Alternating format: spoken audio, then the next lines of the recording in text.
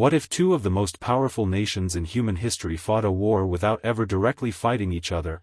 No massive invasions. No battlefield clashes. No official declaration of war, and yet for more than 4 decades the entire world lived under a shadow of fear so intense that people genuinely believed the end of civilization could come at any moment. This was the Cold War. A war not defined by constant gunfire but by tension, strategy, fear, and the silent threat of total destruction. The Cold War began in the aftermath of World War II around 1947 and continued until 1991. It was a long, complex and deeply dangerous rivalry between two global superpowers, the United States and the Soviet Union. During World War II these two nations had been allies. They fought side by side against Nazi Germany and its allies, but even during that alliance there was mistrust. They cooperated because they had to, not because they trusted each other. Once the war ended in 1945, that fragile alliance quickly collapsed. The world had changed dramatically. Europe was devastated, cities lay in ruins, millions of people were dead, economies had collapsed, governments were weak. It was a moment filled with chaos, uncertainty and opportunity, and both the United States and the Soviet Union wanted to shape what came next. But the problem was they had completely different visions for the future. The United States believed in democracy and capitalism. It supported free elections, freedom of speech, individual rights and private ownership. It believed that people should have the power to choose their leaders and control their own economic future. The Soviet Union believed in communism. It believed that the state should control the economy, that wealth should be distributed in a controlled way, and that a strong central authority was necessary to maintain order and equality. Political power was held by a single party and opposition was often suppressed. These were not just different systems, they were opposing worldviews. Each side believed its system was not only better but necessary for the future of the world, and this belief made compromise extremely difficult. After World War II, the Soviet Union moved quickly to secure its influence in Eastern Europe. Having suffered enormous losses during the war, it wanted protection from future invasions. To achieve this, it created a buffer zone of countries that would stand between it and Western Europe. Communist governments were established in Poland, Hungary, Romania, Bulgaria and East Germany. These governments were closely aligned with Moscow and their political systems were shaped to ensure loyalty to the Soviet Union. At the same time, the United States viewed this expansion as a growing threat. American leaders feared that communism could spread across Europe and eventually reach other parts of the world. They believed in the domino theory, the idea that if one country fell to communism others would follow. To stop this, the United States introduced the policy of containment. Its goal was clear: prevent communism from expanding beyond where it already existed. One of the most powerful tools in this strategy was the Marshall Plan. Through this program, the United States provided massive economic aid to Western European countries. This helped rebuild infrastructure, restore economies and improve living conditions. But it also strengthened democratic governments and reduced the appeal of communism. This created a clear and lasting division. Europe became split into two sides. On one side was the West, supported by the United States, built on democracy, economic growth and individual freedoms. On the other side was the East, controlled by the Soviet Union, based on centralized control and communist ideology. This division became known as the Iron Curtain. It was not just a physical boundary. It was a separation of worlds. On one side people experienced relative freedom, open markets and political choice. On the other side life was more controlled, information was restricted and political power was concentrated. Families were divided. Travel was limited, communication was monitored.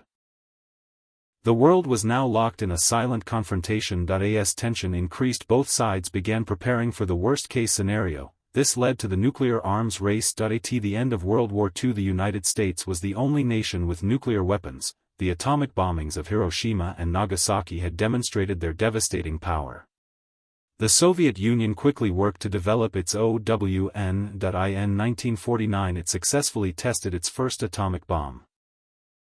From that point forward, both nations entered a dangerous competition. They built more weapons, more powerful weapons, hydrogen bombs capable of destroying entire regions, missiles that could travel across continents in minutes, submarines that could launch nuclear strikes from anywhere in the world. Soon both sides possessed thousands of nuclear weapons, enough to destroy the Earth many times over. This created a terrifying balance known as mutually assured destruction. If one side attacked, the other would retaliate, both would be destroyed. this balance prevented direct war, but it also created constant fear. People built bomb shelters in their homes, schools practiced emergency drills, governments prepared for nuclear scenarios. The possibility of total destruction was always present. At any moment a misunderstanding or technical failure could trigger a disaster. The Cold War was also fought in the realm of science and technology. One of the most intense areas of competition was the space race. In 1957 the Soviet Union launched Sputnik, the first artificial satellite. This achievement shocked the world. It proved that the Soviet Union had advanced rocket technology, and if it could launch satellites it could launch nuclear weapons across the globe. The United States responded with urgency. The competition escalated. In 1961 the Soviet Union sent the first human into space. This was a major victory. But the United States was determined to respond. It invested heavily in space exploration, education and research. Then in 1969 it achieved one of the greatest milestones in human history: humans landed on the moon.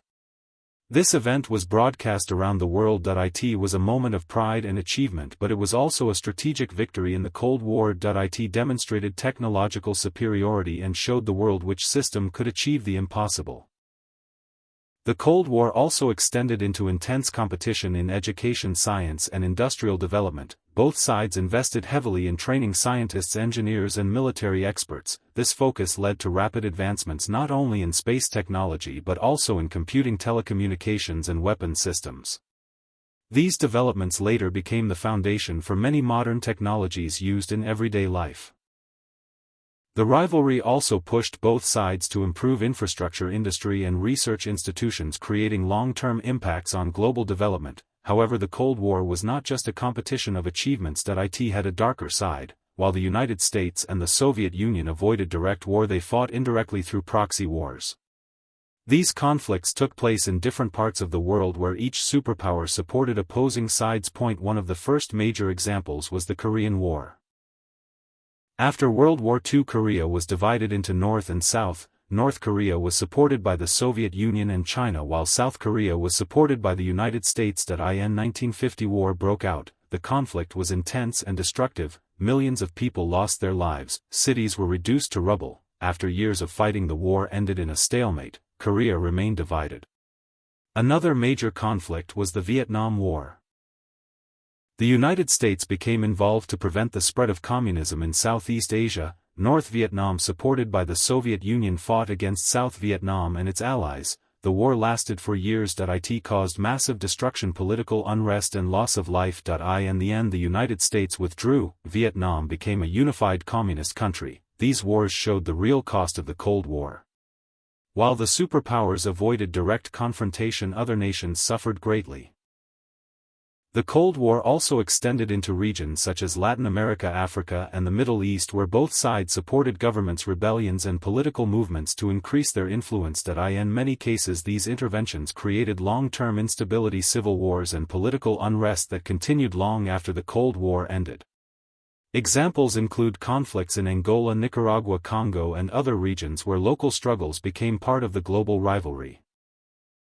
These conflicts often involved covert operations, funding of armed groups and political interference that shaped the future of entire nations. The most dangerous moment of the Cold War came in 1962 during the Cuban Missile Crisis. The Soviet Union secretly placed nuclear missiles in Cuba, just 90 miles from the United States. When this was discovered, tensions escalated immediately.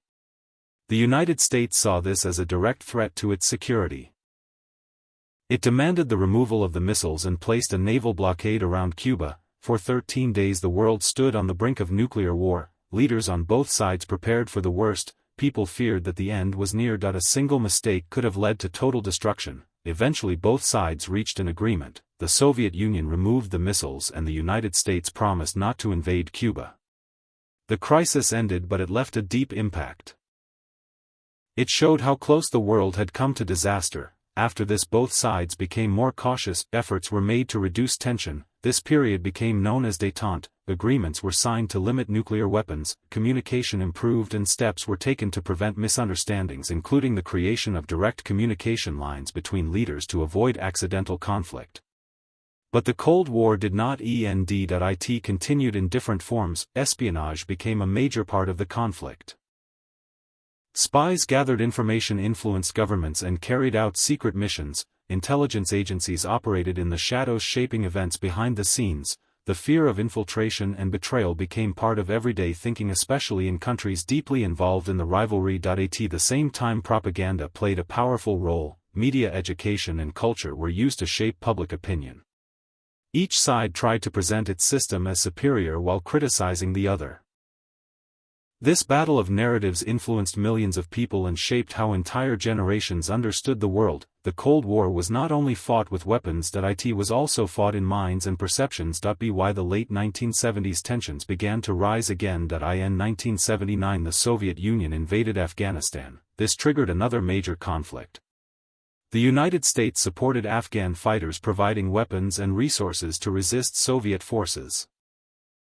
The war lasted for years and became extremely costly for the Soviet Union. It drained its economy, weakened its military, and damaged its international reputation. At the same time, the United States increased military spending and strengthened its global alliances, putting further pressure on the Soviet Union. This renewed rivalry added to the growing strain within the Soviet system. Inside the Soviet Union, serious problems were developing.